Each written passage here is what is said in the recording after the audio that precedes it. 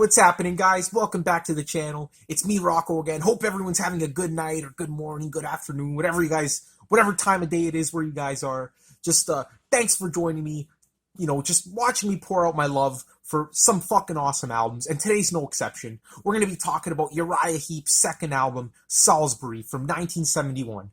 Now, if you guys saw my review, I think a few weeks back of their debut album, you'll know that Uriah Heep is a band that I'm just getting into now. So really excited about this. Whenever I discover a new band, a new artist, whatever, it's just a really exciting time for me. And I get really obsessed with that artist for a bit. And, if they stand the test of time, they become a lifelong favorite.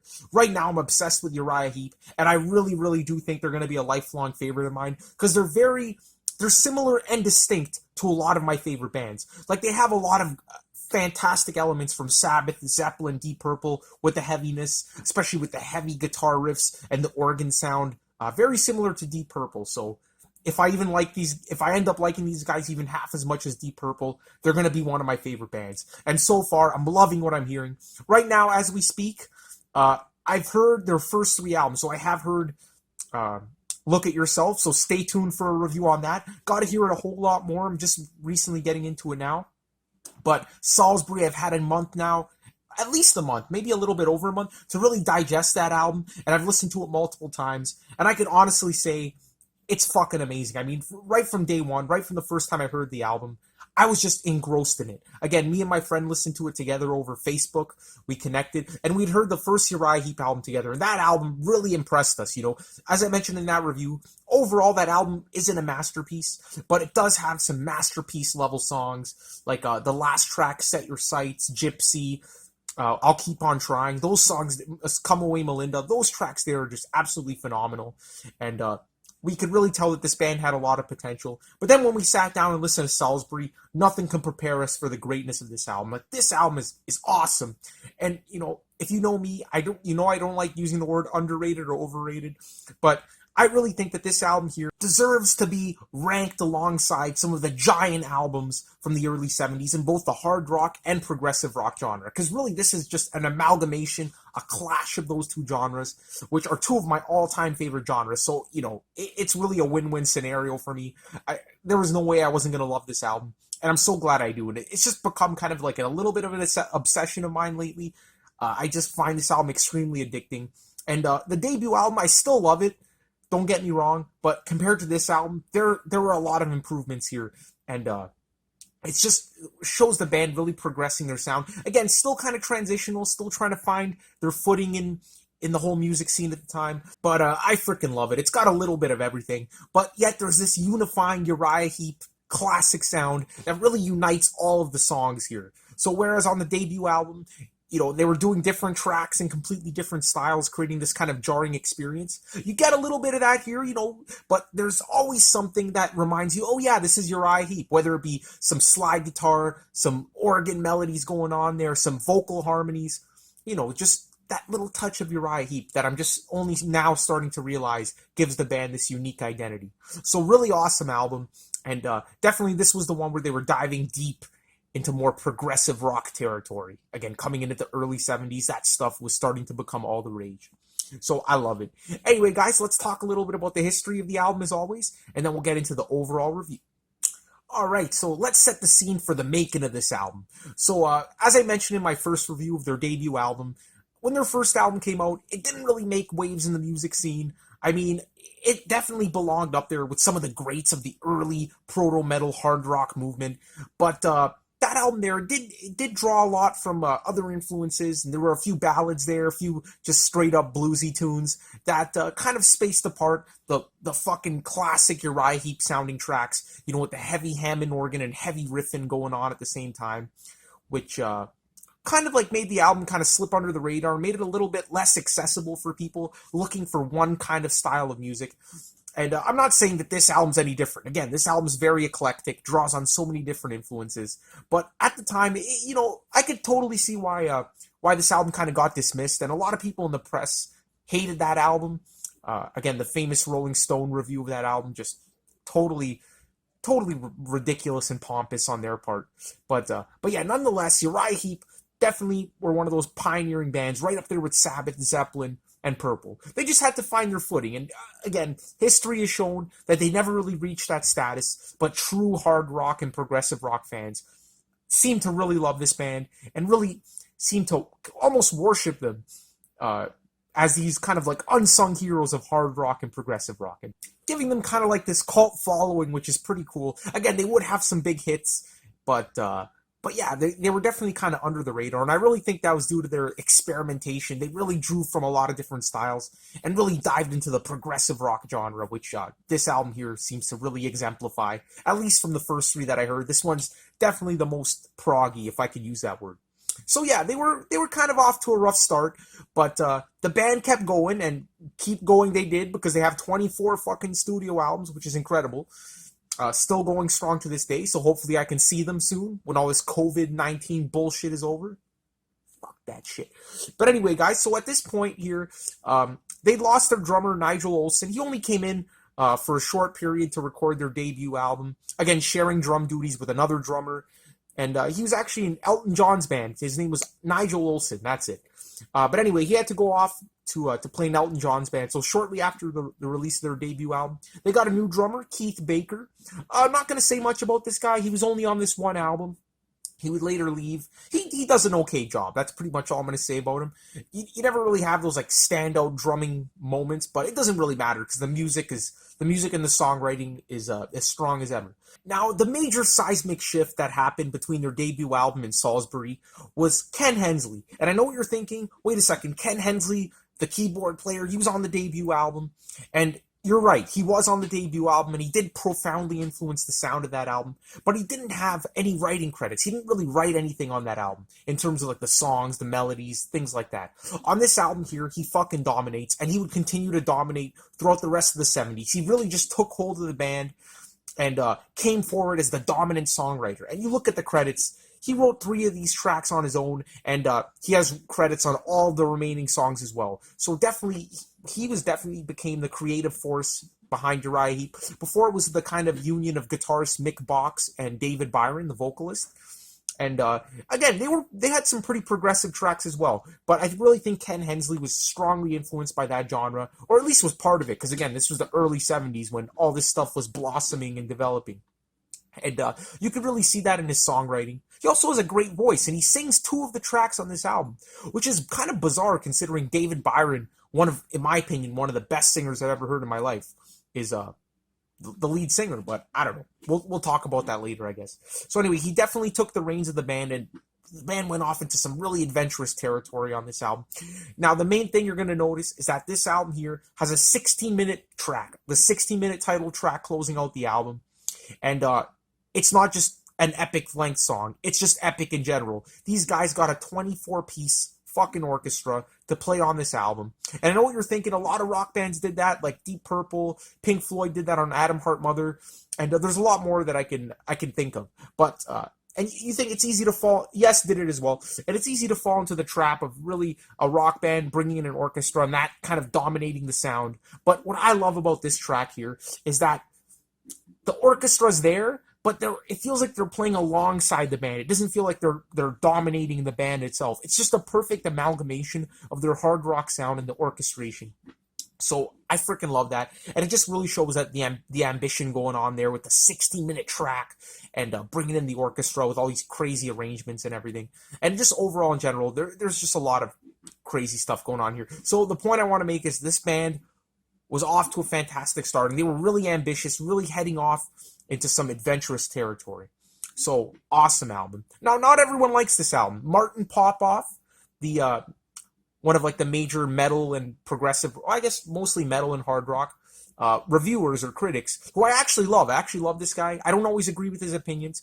Does not like this album. He thinks the production sucks. He thinks they kind of missed the mark here. They kind of wandered off too far into the stratosphere with these big, huge ambitions. Now, I kind of agree about the production. Some of the songs kind of fade out when you would expect them to continue and things like that. Just minor production quirks here and there. But overall, I think the production ain't bad. Like, it sounds pretty clear to me. I can hear all the instruments, especially on the title track, Salisbury. And I guess that's just his opinion. He's not really into the proggy stuff. I respect that. but I think it's a fantastic album. And if you're a prog fan, you're definitely going to like this. Go on Prog Archives, basically a huge database of progressive rock albums, and you'll see that out of all the Uriah Heep albums, this one is ranked the highest.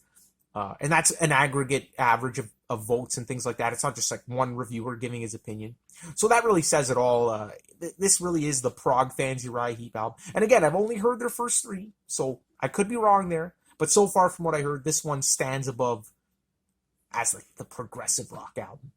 So anyway, they released the album. It didn't do very well in the charts. Again, they weren't that big at the time. But funny enough, in 1977, a whopping 6 years after this album came out, the track "Lady in Black" from the album was re-released, and apparently in Germany that became a big hit. And Uriah Heep kind of had this resurgence at that point in Germany, which is really cool. I find that hilarious how like an early 70s folk song just suddenly rose to stardom in Germany in 1977.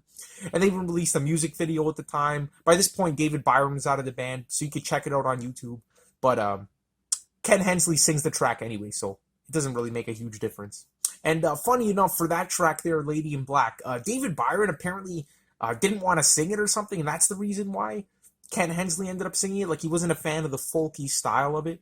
But then again, he doesn't sing a lot of tracks that are more in the hard rock vein, like on this album here, for example, "High Priestess." Like, it feels like he should have sang that track, but he didn't. So I don't know if that theory actually makes sense, where he refused to sing it because he didn't like the style. It's possible, but I don't know. I haven't really verified that with any other interviews or anything. But yeah, so that's pretty much the history behind the album. Not very eventful, just mostly Ken Hensley kind of taking over the band was the main change here. The drumming wasn't really a huge difference. And the progressive rock leanings of the album, definitely a big difference.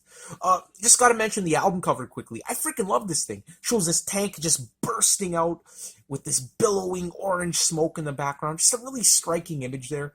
And the title of the album itself, Salisbury, it's named after a city in England, and apparently there's an army base there, so I guess that kind of ties in with the album cover. Again, in the US, they released a different version of it, this kind of creepy creature crawling out of its skin. But yeah, it's nowhere near as great as the UK version of the album cover. And I honestly think this might just be the best Uriah Heep album cover. Now, I haven't heard every single Uriah Heep album, but I have seen all their covers. And yes, I know the famous Roger Dean designed a few of them, and they're fantastic.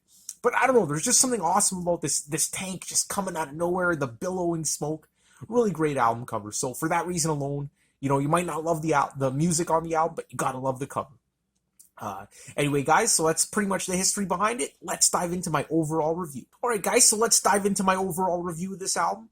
A lot to say about it. It's a really interesting album. And the one thing I want to get across right off the bat is that I did mention that these guys share similarities with Deep Purple, but these guys are not the poor man's Deep Purple that people try to make them out to be. There's a lot of differences. These guys are definitely more on the progressive rock side, and in a different sense, because you know, Deep Purple were known for having these long instrumental extravaganzas, but the song structures of Deep Purple were pretty tight and pretty based on, you know, your usual hard rock formula. Not that there's anything wrong with that, and they perfected that. But Uriah Heep, although they have the organ and heavy guitar sound similar to Deep Purple, a little bit less classical inspired. Well, then again, they have an orchestra on this album, so I guess I can't really say that. But in general, they don't really venture off into these like crazy virtuosic solos. It's always really to serve the song. The musicianship always serves the music.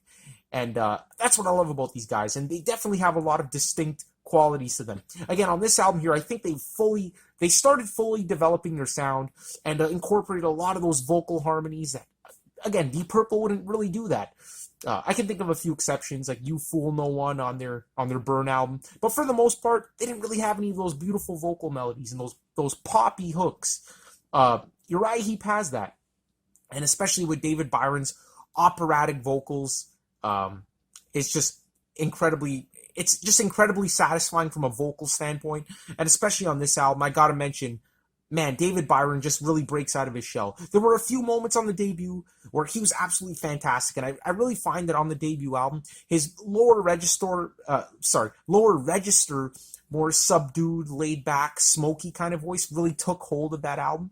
And here it's fantastic as well. But I think on this album, his falsetto, operatic range really comes through.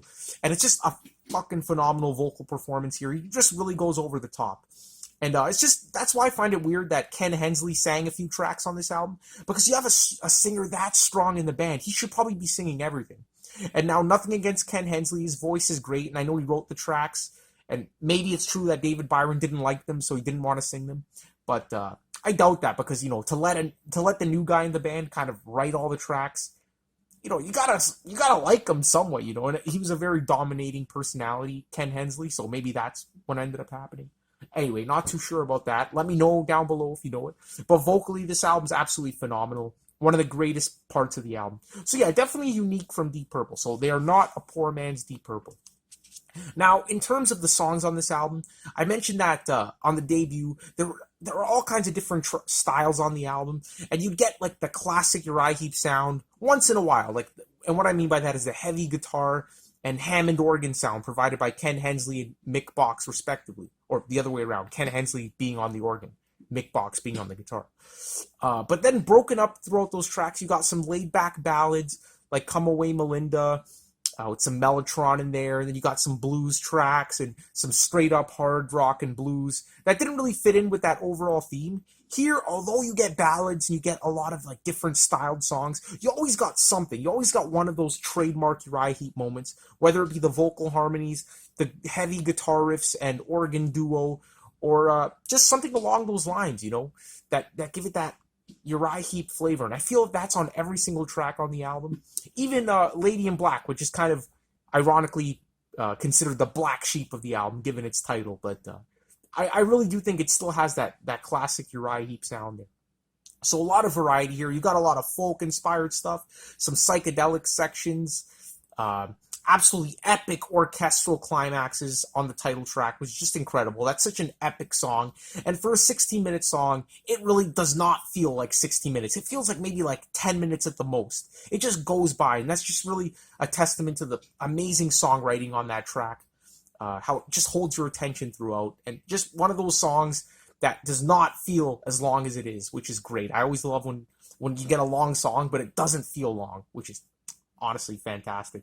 And a very ambitious album. Again, the song structures here are not conventional. They really wander off into like different territories and different styles. But you do get those short, catchy, succinct, hard, heavy tunes. Like, there are a lot of heavy moments on this album interspersed, which is what I love about it, because it really is the perfect example of heavy progressive rock that I can think of. It's progressive rock because they're drawing on all these styles and incorporating them into the song structures, which are often strange and wander off into different atmospheres and different styles within the same track, which for me is the definition of progressive rock, right? But they still maintain that heaviness.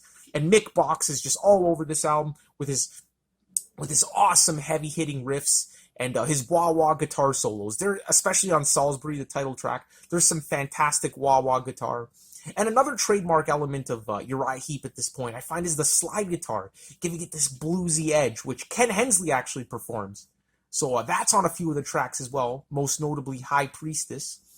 And yeah, that's another classic Uriah Heep element, now that I think about it, that they really developed further on this album. And another great thing about this album is they really got the track listing correct here. Again, I complained on their debut album how you had these two heavy-hitting tracks opening up the album, or at least one heavy-hitting track and then just a standard hard rock tune. And then we get two ballads in a row. Well, one was a ballad and one was just a slow-burning blues tune, just a 12-bar blues tune. And it really kind of takes you out of it. As much as I love Sweet Melinda, I feel that 12-bar blues song just did not belong on the album. I believe it's called Lucy Blues or something. On this album here, you really get some great alternation between heavy and softer, more melodic moments of Uriah Heep, especially with Bird of Prey being one of the heavier tracks, then going into The Park, which is the most laid back, and really transitioning back and forth between heavy, light, heavy, light. So I really think they learned their lesson from their debut, and I love when bands do that. They probably look back and said, oh, you know what, we shouldn't have put those two tracks in a row there. Maybe we should have spread it out a bit more, and they definitely did that. And closing off with the epic 16-minute track was really a good choice for me. I feel like if they put that at the forefront, that would have turned some people off. But putting these great tracks in front really makes it a little bit more accessible. And then by the time you get to that final big moment, you're ready for it. Like, like the elements of the band, like what the band's all about going into it. Well, minus the orchestra, so I guess that was a big surprise. But nonetheless, you're more prepared for that epic undertaking. So the track listing here, absolutely perfect. And the songwriting is absolutely phenomenal as well. All the melodies here are catchy. You listen to this album once and it just sticks in your head. And that's what I love about it. Even the debut album, I had to hear it a few times to make some of those melodies really get stuck in my head. This album here, it's unforgettable. I mean, it just gets fucking stuck there, man. And absolutely great. Ken Hensley, not only did his writing dominate on this album, but his playing did as well. On really every single song, he has just a really strong presence there. The bass playing by Paul Newton, I should mention. It's definitely improved over the debut. There's moments on this album where I'm really noticing the bass a bit more, and especially on the title track, there's a section that's really driven by bass, and it takes up a pretty big chunk of that section. So really cool stuff there. Really cool playing by Paul Newton. He wouldn't be in the band for long. There was a bit of bad blood because his father was the original manager of the band, and they got this other guy.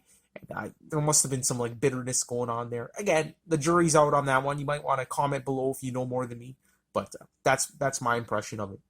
So yeah, guys, an absolutely phenomenal album. If you love progressive rock, you're gonna love this. If you love hard rock and strictly hard rock, it might take a little while to get into because of all the disparate, eclectic things going on here and the weird song structures, but I think you'll really love it as well because there are some absolutely heavy, crushing moments here that remind you that Uriah Heep was really one of those pioneering proto metal bands, but just with a progressive rock edge.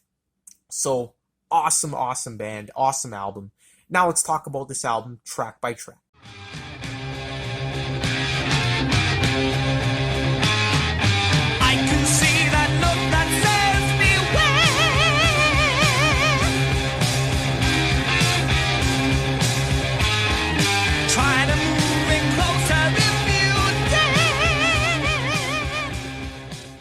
Opening the album, we get Bird of Prey, which is an absolutely electrifying song. I can't imagine the band, opening the album with any other track on the album. This track here is just absolutely fantastic.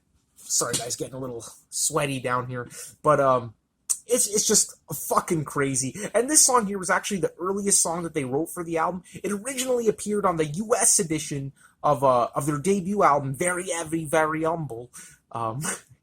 In place of Lucy Blues, which is a fantastic substitution because you guys know me, I'm not a big fan of Lucy Blues. But Bird of Prey, on the other hand, this is one of the heaviest tracks. And if it was on the original UK release of Very Heavy, Very Humble, this would have been like the standout, heavy, barnstorming song. Well, I guess this and Gypsy, but this one here is just intense, fast-paced, just a barnstorming hard rock tune. And what I love about it is that right off the bat, we get the heavy guitar and organ duo. It sounds like one instrument in one. They're that unified.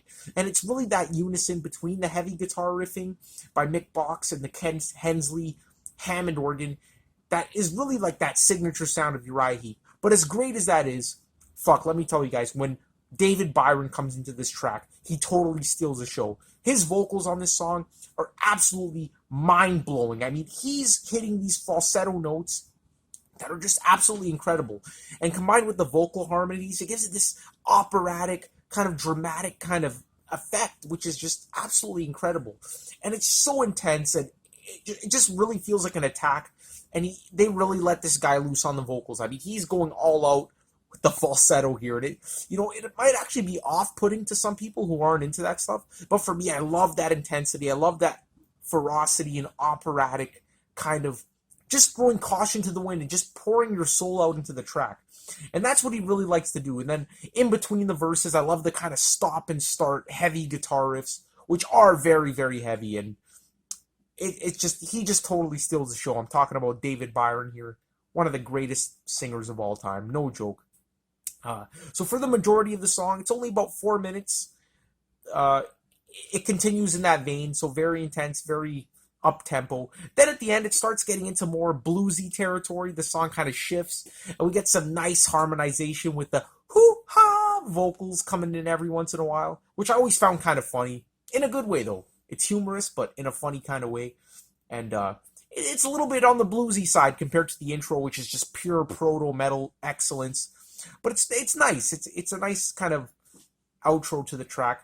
Now, when Martin Popoff says the production kind of sucks on this album, this song here is a prime example of that. Not that I agree with him, but I think that the way this song kind of fades out, it's kind of a disappointment. I think that a song of this caliber, of this energy, should have really ended off on a bang with some kind of guitar solo or something crazy like that.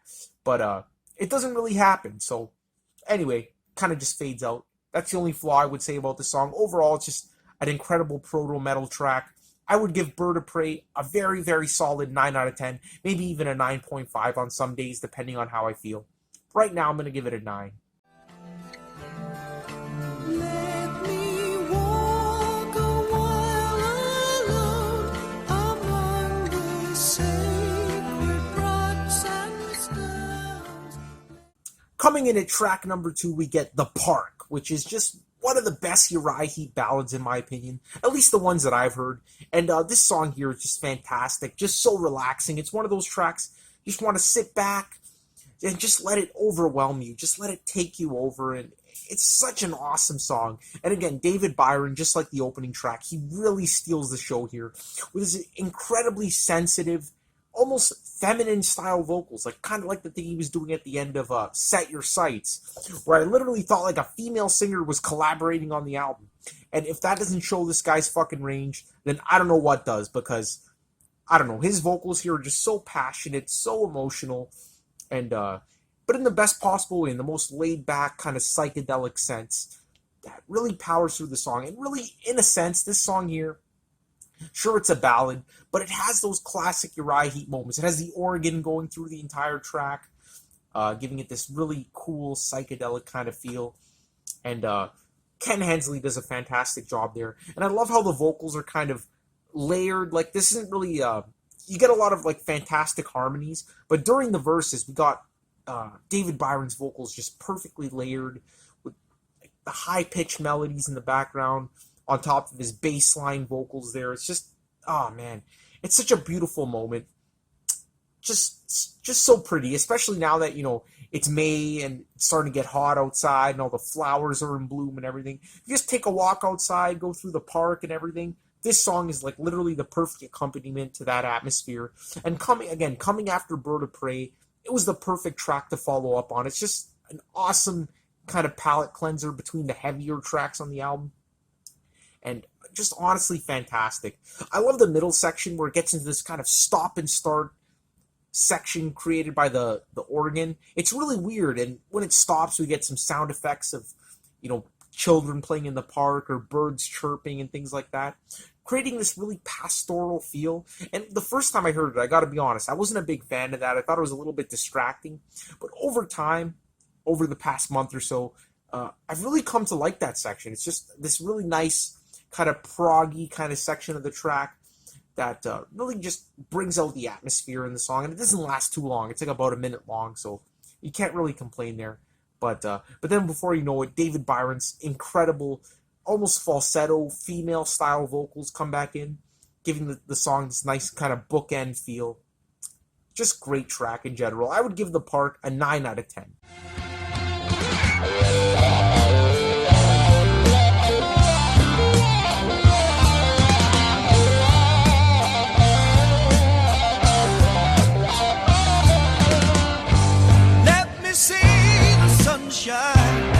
Let me feel the rain. Let me go where I wanna go. Okay, guys, so track number 3, Time to Live. A fantastic song. Another great track on the album. And this one here, I feel that out of all the songs on this album, people seem to talk about this one the least. But I think it's an absolutely fantastic song. Probably my second or third favorite on the entire freaking album. It's honestly a fantastic kind of mid-tempo but heavy track. Again, David Byron is just stealing the show again on this track, but Mick Box just really shines here with his wah-wah playing, both during the riffs and a fantastic wah-wah solo that comes in at the middle. I mean, this guy was like the king of the wah-wah guitar. It's fucking awesome here.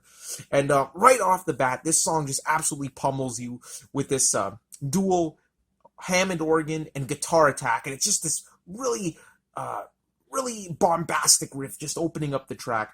It's a heavy song, but a much slower tempo song than Birds of Prey, which was just a furious assault. This one here kind of just chugs along at a more of a mid-tempo pace, but it's awesome. It's heavy, and David Byron's singing is great. There aren't any harmonies on this track, so we really get to see David Byron shining. And, he really uses his whole range on this track, right from the more bluesy, soulful end of his vocals, all the way to the upper register. And when this guy hits the high notes on the track, let me tell you, he really hits the high notes. There's some Glenn Hughes level screams on this song that really stick out here. And if you know how high Glenn Hughes can get, that is no easy task to come by. But David Byron just pulls it off with ease. And it's just fantastic. So really, at the end of the day, this track here is really Mick Box and David Byron's kind of showcase. But Ken Hensley does a fantastic job as well. I love his screaming organ lines that come in every once in a while, sounding very bluesy and almost gospel-like at points with those long extended organ notes.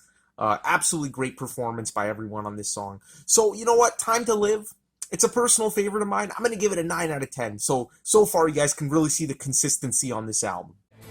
And if one day she comes to you, drink deeply from her words so wise, take courage from her at your prize and say hello for me.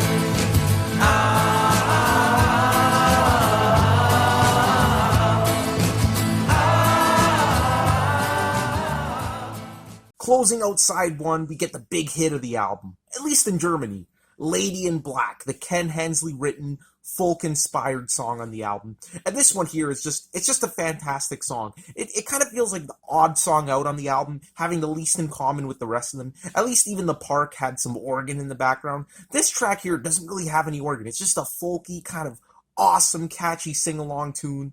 And a really fantastic song. And what makes this song genius is that with every single verse, another instrument gets added into the mix, giving this song this kind of climactic, progressive build, which really makes the song. And I think it's absolutely fantastic how the song just builds and builds and builds. Absolutely incredible. Ken Hensley does a fantastic job on vocals during the verses, but the real highlight of the track is the sing-along harmonies in between the verses, the na na na na na na na na na. It's just such an awesome feel-good sing-along moment there, and just a huge highlight of the track. So some perfect Uriah Heep harmonies going on there, really catchy, really accessible. So love how the track just really starts off with just the acoustic guitar drumming and Ken Hensley's voice coming in. The second verse, we get Mick Box coming in with this heavy riff in the background, which totally clashes with the folky acoustic guitar that's still kind of going throughout the entire song, but gives it that hardened Uriah Heep edge that gives it that unique flavor that, any other band would never think of incorporating like a hard rock riff into a track like this, but Uriah Heep did. So this is what I'm talking about, where they're incorporating all these different styles onto the album, but every song still has a little bit of that Uriah Heep touch, which is really cool. Now, the third verse, the piano comes in, and now we got all the instruments going on. We got the folky acoustic guitar, the piano, the heavy guitar riff in the background. The fourth verse, we get the fucking mellotron. And at this point, I'm totally sold on the track, because we all know the mellotron is one of my favorite instruments of all time. And it should be yours too. It's a fucking amazing instrument. And the whole thing is just building and building, and it gets so climactic. Fucking awesome song. Just such an anthemic song, so melodic, and actually pretty hypnotic as well. I mean, this song could really put you in a trance, because the verses really just repeat, but with all the instruments coming into the mix, adding into that bedrock sound of the track, it could really put you in a trance, which is another awesome quality about this track. So really good song, easily another 9 out of 10, and I think this is one of their most iconic tracks. I mean, when people think Uriah Heep, they probably think Lady in Black. And again, check out the music video they posted in 77. It's there on YouTube to watch. So anyway, guys, now we're going to flip the album over to side 2.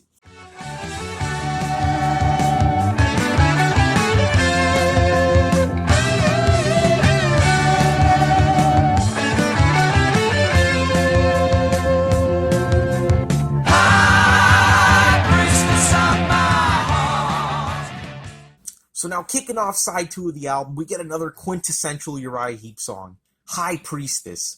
And, I know what you're thinking, guys. Like, why is he calling this a quintessential Uriah Heep song? First of all, David Byron isn't singing lead vocals here. It's sung by Ken Hensley, who does a great job, but it doesn't have, like, the classic vocals of David Byron, and it doesn't have the organ either. So why is this guy calling this a quintessential Uriah Heep song? Well, let me tell you, it has the three other core elements of the Uriah Heep sound, from what I gathered so far. It has the amazing vocal harmonies, it has the amazing wah-wah guitar solos and riffs, and the fantastic slide guitar playing by Ken Hensley. So those are three of those core elements. Now, if it had organ and David Byron singing on it, this would have probably been like the prototypical quintessential Uriah Heep track, but it still has those three core elements, and it's a fantastic song. It's just really upbeat, and I love how Mick Box and Ken Hensley are really just united on this track. But rather than having the heavy guitar riff and Ken Hensley's organ, we get this awesome wah-wah guitar riff by Mick Box and Ken Hensley's fantastic slide guitar playing. So again, they're still in unison, but with different instruments, or at least different sounds and different aspects of their instruments in terms of the guitar playing. So fantastic track, really upbeat.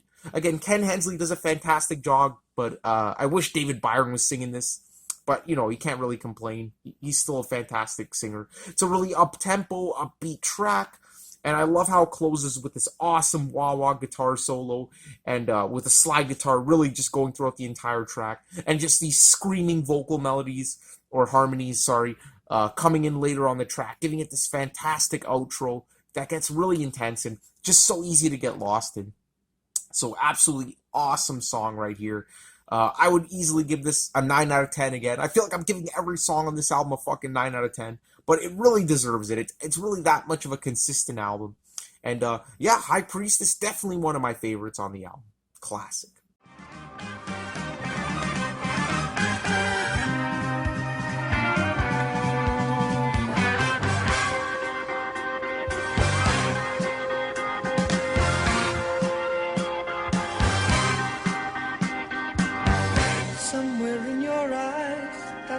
Special glow, something drawing me to where I do not know. Closing out the album, guys, we got the main event of this whole thing, the 16-minute epic length orchestrated title track, Salisbury. And you bet this is the best fucking song on the album, guys, and so far the best Uriah Heep song I've heard. This is definitely a classic, and if you're even slightly into progressive rock, this is a must-listen track, especially if you love more of the orchestrated symphonic progressive rock. This is going to be one of your all-time favorites, I'm telling you guys right now. But again, it still has that classic Uriah Heep sound. All the elements are still there, and although it's an orchestrated song, again, they got that full 24-piece orchestra, woodwinds, we got the string section, we got the choir going on here. It feels like the orchestra is playing alongside the band rather than the band kind of playing in the background. I mean, you get all kinds of fantastic playing from every single member of the band. The bass playing by Paul Newton, absolutely fantastic on this song, especially in the lengthy middle section. His bass playing is really what's driving this entire track. And it just comes out of nowhere, because so far the bass playing in Uriah Heep, it's been good, it's been solid, but it hasn't been fantastic. But Paul Newton definitely proves that theory wrong on this track, because really his bass is just so fluid and really drives this entire thing. Ken Hensley's organ playing, absolutely phenomenal throughout the entire song, and at some points it feels like his organ is even higher in the mix than the actual orchestra, which is fantastic. And throughout the track, throughout the first, I'd say, maybe like 10, 11 minutes, Mick Box has some fantastic moments here or there, but he's more of just... during this section of the track, he's more just staying on the sidelines, just adding his parts here and there, adding some color. But let me tell you guys, Mick Box totally dominates a 3-minute section of the track with one of the most fantastic wah-wah guitar solos, probably his best solo that I've heard up to this point, and it's just incredible. Right when you think it's over, it just comes back full force, and I love how it's broken up by this extremely climactic harmonization from the choir, giving it this absolutely angelic feel. But then Mick Box comes right back in with that wah-wah solo, and it's a 3-part wah-wah solo that lasts 3 minutes. And it just really goes to show that Mick Box had a very strong presence on this track, although in the first 10, 11 minutes, he was kind of just staying on the sidelines. So really, everyone is just playing at their absolute capacity on this track, maximum capacity. And David Byron, oh my god, guys, his vocals, they start off extremely soft, extremely velvety, but with that orchestration in the background, it gives it this epic drive to it, which is absolutely beautiful. And it builds up, it climaxes, especially when he sings, "Good as it can be," yeah. Just an incredible moment there. And then especially in the middle kind of section of the track where he comes in with that very strong vocal melody where he's singing, "Alone again. How could you leave me alone again?" I think that's really like the emotional climax of the track, and that middle section is extremely strong. And that comes just slightly before Mick Box's huge standout guitar solo on the track. Incredible. I mean, this is just one of the greatest orchestrated songs in rock history. I can't even really think of a better orchestrated song. I mean, everything just fits into place. And it just comes out of left field. I mean, there was no hints on this album that we were going to get an orchestra alongside Uriah Heep, but here it is. And I mean, just so much happens in this track that it's really an exercise in futility to kind of go through the track as it progresses. But needless to say, it has a fantastic 3-minute overture where the whole band is just playing at their absolute capacity. Ken Hensley's organ really shines here, along with the fantastic angelic choirs in the orchestra. Then we get into the main theme of the track with David Byron and his extremely velvety vocals. Then we get the awesome kind of groovy, jazzy jam led by Paul Newton's bass, followed by that amazing climactic Alone Again section, followed by Mick Box's incredible wah-wah solo, followed by a reprise of the velvety, that's what I'm going to call it, the velvety David Byron section. And the song just ends with a bang with an absolutely crazy David Byron scream. Just everything falls into place. And the thing is, it's fucking insane how this track is 16 minutes. It does not feel 16 minutes. I mean, it's always changing, but when it delves into a section that has a very strong melody, it stays there. It's not constantly changing, so you really get an awesome portion of like the epic melodies of the track. But in between those epic melodies, there's so much going on, so much orchestration and different like musical instruments coming in. Like sometimes the woodwinds take center stage, sometimes the strings take center stage, and there's always a guitar or an organ or just something in the background to just give it that classic Uriah Heep sound. So I really think overall they definitely knocked it out of the park with this track. Fuck, man, like this song just took me by complete surprise the first time I heard it. And the amazing thing is it gets better and better with every listen. So if you heard the track the first time and you're kind of dismissing it as this overblown, pretentious, orchestrated tune, stick with it, because I guarantee you this song will quickly become one of your favorites. It's by far my favorite Uriah Heep song that I've heard so far. Definitely better than any song off Look at Yourself, in my opinion. Not that like some songs don't come close, but this just might be their crowning achievement. And I don't know, maybe that's coming from the progressive rock fan within. But I really do think everything fits into place, and it's so accessible as well. I mean, you don't have to be like into crazy experimental free jazz kind of stuff to get into this. There's nothing inaccessible about the song. Like everything just has a very strong melody, and I really think that anyone can get into this track despite it being a 16-minute epic. So in terms of a rating, guys, it's a 10 out of 10. I mean, I can't give it anything less than that. This really is, it's quickly becoming one of my favorite songs, like in the upper echelon, like top 100 tracks of all time. This will probably be somewhere in there, and it's incredible. So just fantastic way to close out the album. And what I love about this album in general is that really it centers on this track, Salisbury, being like the big epic climax of the album. But everything that came before it was just as strong. Like fucking fantastic tracks here. So the consistency is absolutely perfect. And the more I think about it, the more I realize how much of a fucking masterpiece this album is. Definitely better than their debut. And you know what? At the moment, definitely better than Look at Yourself, although that's debatable. So again, that might be coming from the prog fan in me, but I really think this album has it all. It has a diversity, it has the unification of all the themes of Uriah Heep, and it has the orchestra, which I fucking love. So anyway, guys, that's my review of Salisbury. Really got nothing else to say about this album. Just go listen to it right now. It's just one of those albums that kind of slips under the radar of progressive rock, but you gotta listen to it, guys. You really have to. What are you waiting for? Go out right now and listen to it. And yeah, as always, guys, I really appreciate you watching this video, and I really hope that this gets people into the album, because that's really my goal. And yeah, stay tuned for a lot more Uriah Heep reviews coming up. Next time, I don't know what I'm going to do. Maybe go into a little bit of Yes, maybe back to some Genesis, maybe some Deep Purple. I don't know, whatever I'm feeling like a few days from now, the next time I'll be able to do an album review. We'll see what happens. But anyway, guys, peace out. And as always, appreciate the view.